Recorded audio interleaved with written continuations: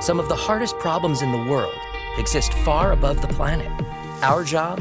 To launch the smartest solutions, to protect our satellites, clean up our clutter, to propel breakthroughs in propulsion, to learn more about our place in the universe, to outpace emerging threats. Every day, the Aerospace Corporation uses the latest technologies to ensure our nation's safety and leadership in space. Hi, and welcome to the Space Policy Show. I'm here with my co-host, Corbin Dallas. As you can see, he's ready for his close-up. We have a fantastic episode for you today. But before I get into that, as usual, you can engage with us on Twitter using hashtag the Space Policy Show. You can ask your questions in the video chat box or the comment box below the video. It's up to you, but please ask questions. So today, our episode is about Slash the Trash, Incentivizing Deorbit. We have Dr. Rebecca Reisman, who is a project engineer supporting the Air Force's Headquarter Analysis Office. She's also a policy analyst in the Center for Space Policy and Strategy. We also have Dr. Mick Gleason, who's a senior policy strategist, a senior policy analyst in the Aerospace's Center for Space Policy and Strategy. These two are authors of the paper that I mentioned earlier, Slash the Trash. And we have a special guest, Dan Altraghi, who's the director of AGI Center for Space Standards and Innovation and the program manager of the Space Data Center. Now over to you, Rebecca, to get us started. Great. Thank you to my fellow Rebecca R. for that introduction. Today we want to have a discussion about ways to incentivize voluntary compliance with the 25-year rule.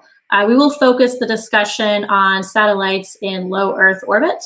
And as Rebecca said, we will have a lot of our discussion will revolve around ideas from our recent Slash the Trash paper, which you can find online. For decades, the international community has been aware of the growing threat to space operations posed by space debris. And one of the most important principles created internationally is from the IADC, or the Interagency Debris Coordination Committee, and their 2002 Space Debris Mitigation Guidelines, which recommends that satellite operators remove satellites and other objects from densely populated orbits within 25 years of the end of their mission. This recommendation has been used in various domestic regulations around the world. However, compliance rates are not great, or definitely not where they need to be, especially in light of all of the mega constellations that are already starting to be deployed. And in particular, it's hard to enforce on an international scale, as space is inherently international and there aren't sort of the nation state borderlines and such. And so this is very much an international problem. So first, just want to kind of briefly touch on what is required to actually deorbit a satellite. As this graph that you are hopefully being able to see right now shows, we're showing how long it takes a satellite to naturally deorbit as a function of its starting altitude. And since we're focusing the discussion on satellites in low Earth orbit, a lot of them still feel some of Earth's atmosphere, which slows them down and ultimately naturally deorbits them over time. And so if you look at this graph, you can see that satellites that are sort of a little below 600 kilometers will naturally deorbit within 25 years. But if you go up even just to like 650 kilometers, it's closer to 100 years. And then if you go down to like 500 kilometers, it's only about 5 years before they will just naturally deorbit on their own. So if you want to deviate from this, you need to do something. So satellites might need thrusters or drag enhancement devices, external means or something to change its trajectory that is otherwise provided by Earth and the atmosphere. So we don't want to focus the discussion today on the actual sort of technical mechanics related to deorbiting. That happens around the community a lot already, which is great, but we want to kind of have a bigger picture here to talk about how to incentivize compliance. And maybe a good incentivizing strategy helps to motivate different technological means to deorbiting, which would be great. But again, that's not sort of our focus here. So to discuss a little bit more sort of our motivation for this paper, I want to pull in Mick, who is one of the co-authors here, and sort of just ask, Mick, why did we write this paper? Well, thanks, Becca. As you know, for many years, you and I and Dan and many others have participated in symposiums and conferences and so forth where people discuss the problem you just described. And it occurred to us, about a year ago, actually, that this discussion kind of lacked structure. And it lacked a framework for evaluating the merits of different concepts to incentivize compliance. And so we grappled with many different ideas on the different concepts for incentivizing compliance, and we grappled with many different frameworks for evaluating the merits of each concept. And we arrived at what we ended up with in the paper, which we think is pretty good. And that's what we'll be talking about some more as we go through this discussion. Great. Thanks, Mick. I want to now also pull in Dan, our featured guest. So again, this isn't like a new problem, right? Space debris has been around for decades, and it's just been an increasingly an issue. So sort of what has been the case, what's been working and what hasn't been working in terms of how we've been trying to mitigate debris issues? Dan? Thank you. Yeah, for starters, it's pretty clear what three categories of action we can take to facilitate long-term sustainability of space activities. Those are debris mitigation, which is not creating new debris, avoidance of collisions and not having fragmentation events that introduce debris, and then remediation, where we actually go up and bring things down. The 25-year rule, which is one of the prime topics of today's session, it falls into the category of debris mitigation in that we want to take steps both by design of mission and spacecraft and our operations that ensure that we don't leave up long-lived debris. We've come to appreciate that this is a central tenet. It's one of the knobs we can control for making sure that we have sustainable space. Now, there are legends on how the 25 years was selected over 50 or any other number back in the day, and this is now the 25th anniversary of the 25-year rule. There was an assessment done on the space traffic that was anticipated and looking at what orbit lifetime would be required to try and make things sustainable.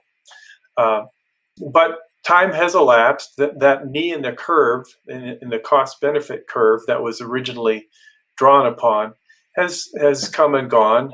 Traffic today is vastly different than what it was back when it was first developed. But I think more important than having a 25-year or 26-year orbit lifetime rule or a 5-year is probably the fact that today we're not compliant with the rules we do have. ESA estimates between 60% for spacecraft and 65% for boosters are compliant with the 25-year orbit lifetime rule we do have.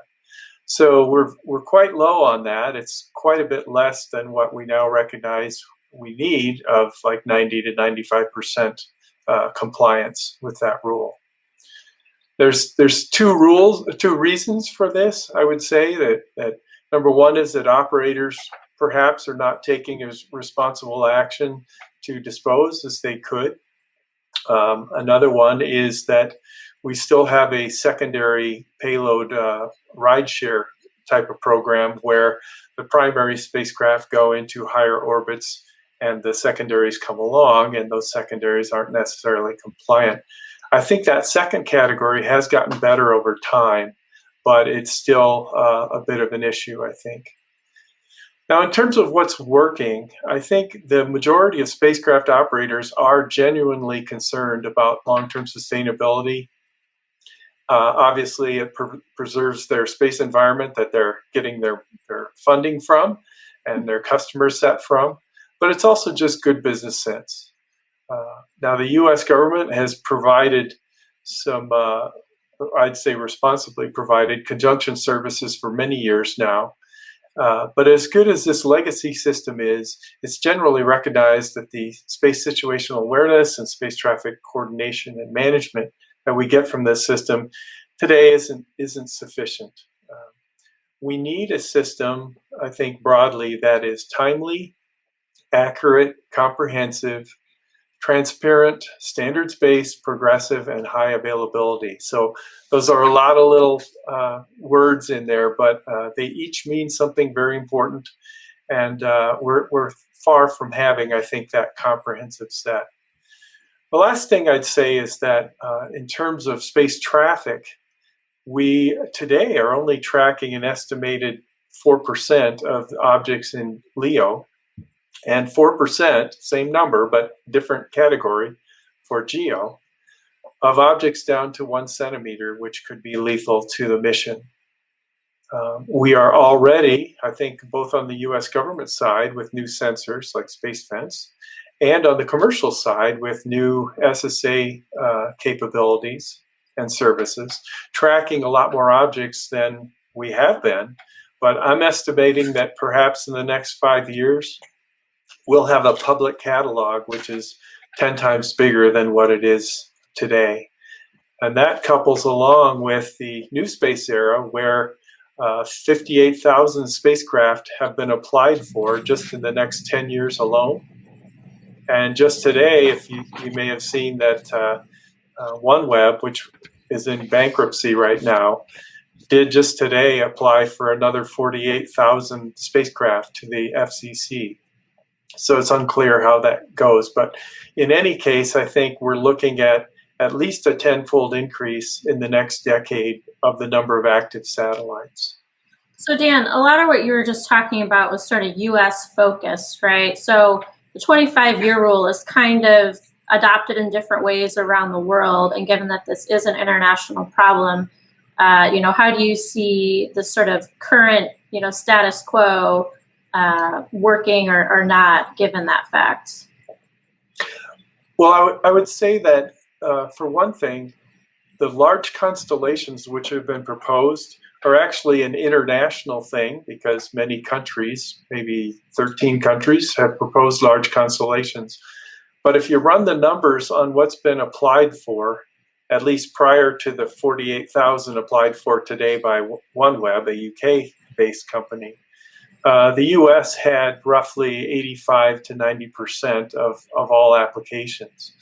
So it is truly an international issue, but the US, being a heavy participant and user of space, has certainly vested interest in that. Now, on the international side, with entities such as the International Organization for Standardization, or ISO, and the Consultative Committee for Space Data Standards, or CCSDS, there are a lot of international standards being built that are very relevant to trying to enhance our sustainability of space. That includes the things like the Space Traffic Coordination and Management Standard that I just proposed a draft of tomorrow to the ISO, for the ISO group. And there's also a new large constellation standard, or at least content for that, being considered.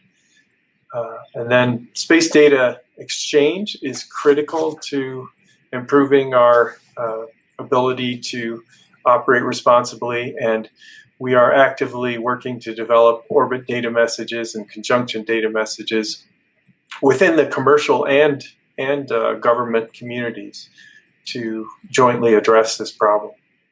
Got it. Thanks, Dan. So, the current situation is one way to kind of deal with and manage this broader debris problem. And one thing we did in the paper was look at 5 broad concepts for managing this, or to help to incentivize compliance. And so you can see these kind of outlined on a slide on the screen here in a second.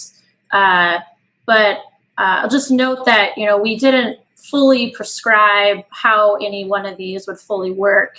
Each of these could be their own paper to explore how this could actually be implemented. But the first one is basically the status quo, what we've been more or less talking about, which is government controlled for the most part, right? It's not only through sort of government regulations and things that this issue is trying to be tackled. Another is mandatory on-orbit collision insurance. So satellite insurance exists today. This would be different. So today, most satellites have launch through 1 year on orbit insurance. So what we're talking about here would be more mandatory for the entire lifetime a satellite is on orbit to help mitigate, the issues related to collisions. And so, having to pay this additional cost the entire time a satellite is on orbit might help to incentivize folks to deorbit sooner, as an example. Another concept is an industry consortium. This is fairly broad. There's definitely lots of different ways to implement something like this. Be much more sort of bottoms up, more industry-led, likely consensus-based, definitely requires buy-in from some of the bigger stakeholders. It doesn't work as well if it's only 10% of the owners and operators sort of involved. Another one we have is the sustainability rating. And so this would be having some sort of separate objective entity that gives a space sustainability rating to satellite operators. And this is sort of analogous to a lot of things that exist related to environmental work, right? There's a lot of like products or companies and things that get sustainability ratings in that way. And in fact, last year, the World Economic Forum started to create something just like that for the space environment. So already glimpses of that there. And then a fifth way is a deorbit year trading scheme. So this is sort of akin, again, to some environmental stuff like the Kyoto Protocol or the Paris Accords, where maybe if you deorbit sooner than is required, you can kind of sell deorbit years to other folks that might need them that are having trouble potentially deorbiting on time. This definitely requires, a full international marketplace and is likely the hardest to implement, but nonetheless, something worth considering. So with that in mind, I'll go back to you, Dan. So you helped to create the Space Safety Coalition, which is basically a version of an industry consortium, as I just mentioned. So just kind of curious as to your thought process to creating something like that and sort of, how or why you see that helping here. Right. So I believe that as I've been working in this industry and space safety for a long time, I've come to appreciate that there's no single approach or single answer to addressing space sustainability. It's going to require us on all fronts to make progress and have good constructs in place. So I saw that on the commercial side, on the Space Data Association, which I'll talk about in a moment, great strides were being made on space safety. But I also saw a lot of commercial space operators and relevant stakeholders that were interested in just doing a better job than the minimal requirement that might be set out in a UN treaty or even national regulation that some operators have the wherewithal and the capability to strive to do better aspirationally. So we formed, just 6 months ago, we formed the Space Safety Coalition. We brought together a number of operators and commercial companies, and that has grown in just these 6 months to 41 endorsing entities from 13 countries of our best practices document. And this best practices document does something a bit unique in terms of a best practices set, in that it starts out by saying, let's recognize, acknowledge, and endorse the international guidelines and treaties that are already out there from bodies such as the United Nations Committee for the Peaceful Use of Outer Space, the Interagency Debris Coordination Committee, IADC, and then standards from ISO and CCSDS. So this document acknowledges and endorses those, and then on top of that comes up with over 40 more stringent best practices that that commercial operators can strive for. So that's basically why we got this together. The Space Safety Coalition is not a legal entity. It is a very light touch group, but it's just commercial operators and industry self-forming to do better where they can. And it's heartening to see also that some of the tenets, the central best practices that we've assembled have already seen their way into other best practices documents and even some proposed national regulations. So I just see this as a very good approach, and it's part of the collaborative spirit I think the commercial industry can have with government and international. The last thing I want to mention here is the Space Data Association. This was formed back in 2009 to provide safety flight operations for operators. And this is commercial operator formed, even by commercial operators that are highly competitive with each other, because they recognize the need to gap fill and address some flight safety needs that weren't being addressed. This happens to be the 10-year anniversary of our operations, and I'm very proud that body has been able to pioneer the use of a legal and computationally secure environment that's focused on data sharing and crowdsourcing, data verification, quality control. We've also pioneered the use of SP ephemeris, the high accuracy product from the US government. And we also serve today as a sharing portal for leading government entities like the US Air Force. So these are all commercial areas, and they're part of the broad categories you listed previously. And I think it's part of the puzzle. There's no silver bullet here. There's no single answer. But I think we need to focus broadly on all these areas to do the best we can. Yeah, absolutely. And that's a great segue. There's all different ways to help actually incentivize compliance. Like you said, there's probably not one single silver bullet.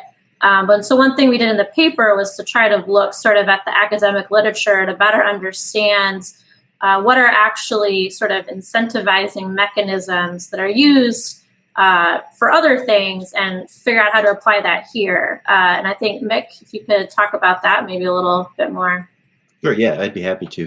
And as far as those five concepts go, we had to kind of in a short paragraph describe them, but there's a lot of variation even within each one of those concepts that things could evolve into, as your examples with the consortiums illustrates. There's a lot of ways these could go, but at least these five concepts are something we can hang our hat on and work from there. So now we have these five concepts, though, but what is a good way to evaluate their merits? What's going to work? What has a good chance of working? How do they work? And so with that in mind, as Becca mentioned, we looked at some scholarly literature, and we decided to base our framework for evaluating the merits of each concept on over 50 years of research that scholars have made into the best way to manage common pool resources. So we looked at it through that lens.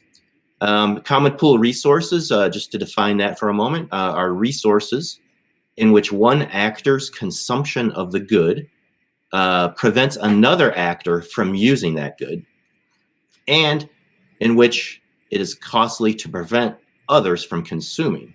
So, this leads to overuse of a resource, but what does that mean? It's kind of obscure, a little abstract, scholarly kind of language. But it basically, some good examples are the fishing stocks in the open ocean, where a lot of, there's a lot of people can access those fish and catch them, and it ends up depleting them because there's maybe no regulation on that. Another example is underground water aquifers that go underneath borders. If one country on one side of the border is depleting an aquifer, the other country can't benefit from the water resource underground, even though it's underneath their own border. So that's just a couple examples of common pool resources and how they need to be managed quite frequently through voluntary incentive mechanisms because of the international problem and borders and governments not having complete control of the resource, so to speak. So we applied this common pool resource lens to the widely used LEO orbit. As the scholars have shown, there's a consistent set of design elements that matter greatly in the design of successful management regimes for common pool resources.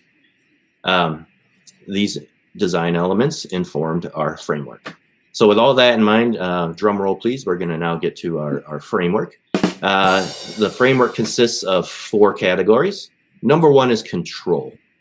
The stakeholders have to have some sense of control in the rules that are put upon them in order to be the most successful in incentivizing compliance. So if the stakeholders feel that they had a role in helping to establish those rules and monitor those rules, they have buy-in, and so they're more likely to follow those rules. The second one is financial. Now, we often, it seems obvious, the lower the cost to a stakeholder, the better compliance is going to be. But it's not just low cost. High costs, of course, detract from compliance. But it's not simply the cost. It's also the stakeholders need to feel that there's fairness in how the costs are distributed among the different stakeholders, so that they have a level playing field, so to speak, in which they're playing upon. So the overall cost, but also the fairness of how the costs imposed.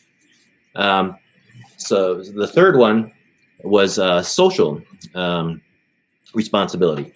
When managing common pool resources, the elements that improve stakeholders' reputation are key. And so when a participant's reputation are known to other participants, the likelihood of compliance is much greater. So the social aspect of the different concepts is a very important measure. And lastly, we have rules. And by rules, we just mean, of course, the more stringent a rule is, the harder it is going to be followed. So you have to kind of strike a balance between what is a rule that's needed, but without imposing too many restrictions or like how to follow the rule. Give the stakeholders some flexibility in applying those rules in order to get compliance. So those are the 4 elements. Once again, control, financial, social, and rules that can be applied across these concepts to incentivize compliance and other concepts if we come up with more ideas in the future. And speaking of the future, Dan, looking into the future, do you see this framework as being useful, first of all, in informing incentives going forward? And then just to tag onto that, does 1 or 2 of the framework elements seem to carry significantly more weight than the others? Like, I think a lot of people just think it's simply cost that is the primary thing. Yeah. So if you could address both those, that'd be great. Yeah, I think this framework is extremely useful because it calls out the comprehensive nature of how we can address long-term sustainability. I think there's been a lot of focus in the past on prescriptive rules, and those prescriptive rules can definitely make an impact, a huge impact, but at the same time, the space environment is very dynamic and changing, and therefore some of the rules that maybe we came up with initially need to change or maybe are no longer appropriate. I also think the control aspect that you mentioned is important because sometimes people worry so much about prescriptive rules that we don't think about where we are actually monitoring and ensuring compliance with those rules that we laid out in the first place. So again, I think this framework is really good because it's comprehensive. I think it covers all the bases. In terms of control, and rules, that falls to the international and national regulatory regimes. In the US, we've been quite prescriptive in the past. I do believe that the UK's use of what's called the safety case is a very interesting innovation that uses commercial industry and other players to study how they're going to be sustainable and do all the analyses, provide those to the decision makers. They can review them and either concur or say, no, I think you need to do more here before we'll approve your application. So I think that's very useful. On the financial front, I think that these can obviously be a strong motivator. So these should not be ignored. On the other hand, I think some of the early concepts for financial incentives maybe haven't panned out quite as well as we thought, or maybe 20 years ago, thinking that, for example, space insurance, there could be cost incentives for operators who act responsibly and so forth. Space insurance turns out to be quite a competitive industry, so sometimes that hasn't played out the way we thought it might. It's perhaps in the social approaches and aspirational approaches, I think, where the most promise lies right now. We have some of the greatest opportunities for improvement, where commercial industry, just like with the Space Safety Coalition and the Space Data Association, can self-form to fill gaps and strive to do better. And then also, I note that commercial industry, along with government, is doing a lot to develop space standards and to codify best practices. So some of the standards I mentioned earlier, I think, are very relevant here. But I think it's great that we have a collaborative community developing these standards, and I'd love to see that grow further. So Dan, earlier you mentioned ISO because you're an active, member, participant of the relevant working group, and I think you're literally in meetings this week about it. How do you see ISO fitting into some of the things we've talked about, and in particular for moving forward? If you really think about an international body that can codify best practices that are acceptable to and efficient for the commercial space operators to use and civil operators like NASA and military, ISO stands as a good place to do that. There are other standards development organizations out there, and CCSDS is another one. These are all, I think, a very good avenue for us to codify best practice and get some consensus, international consensus, amongst countries that maybe haven't had consensus in the past.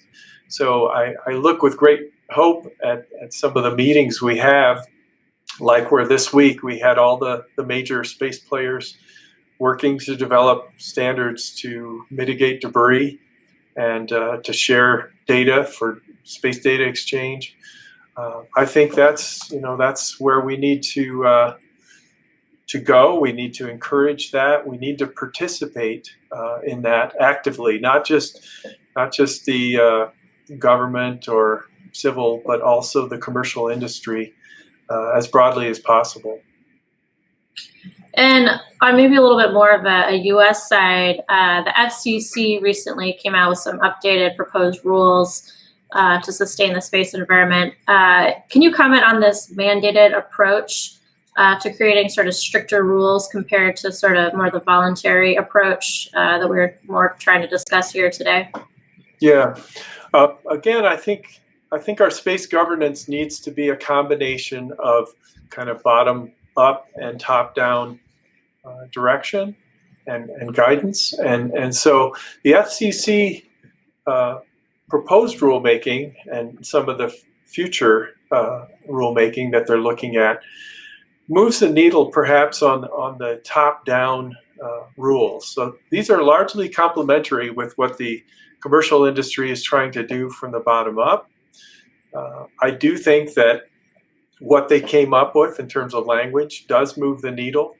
I want to again point out that with international treaties, those are developed in the UN COPUOS arena, and those are left to the interpretation then of each country to figure out how they take these kind of general treaties that they've signed up for and actually implement them. And those treaties and the rules they come up with, kind of by definition, are not consistent from country to country. So right now we have some flags of convenience, if you will, where some countries have less robust rules, let's say, and this ends up potentially harming the country with more strict rules because they lose business to customers that go to the other countries. So I think the FCC ruling is trying to move the needle on space sustainability. We have to be careful to balance that any top-down rulemaking approach with what is safe and efficient use for space. And so it has to be something that can be implemented by the commercial community and is commercially relevant.